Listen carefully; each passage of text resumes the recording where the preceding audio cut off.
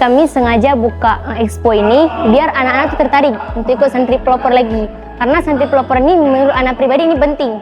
Karena bisa mengedukasi anak-anak lainnya. Kan kita tahun depan bakal masuk santri baru lagi tuh. Nah, jadi kakak-kakak lettingnya lagi bisa mengedukasi adik-adiknya lagi. Nah, alhamdulillah beberapa santriwan dan santriwati yang masuk ke sini orang tuh berminat. Oh, boleh nih tahun depan mau ikut gitu. Jadi insya Allah mungkin tahun depan santri pelopor bakal diadain lagi gitu.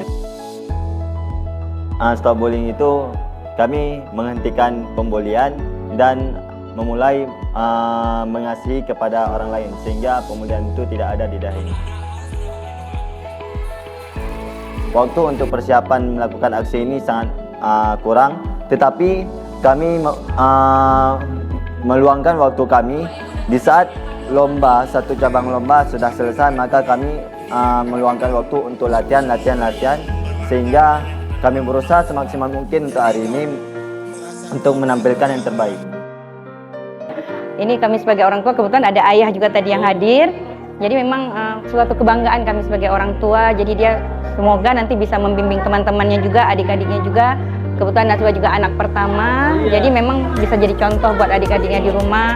Jadi bisa membiasakan diri berorganisasi seperti ini. Memang satu kebanggaan luar biasa bagi saya.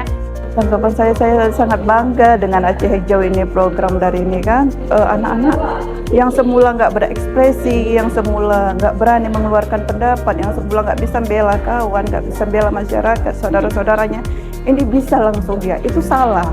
Itu. Ini dia bisa membuat ini ekspresi saya melalui tulisan, melalui tindakan, melalui perkataan dia, kan, melalui foto-foto, saya sangat bangga.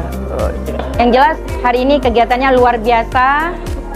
Semoga tetap semangat, tetap berjalan, dan sukses selalu.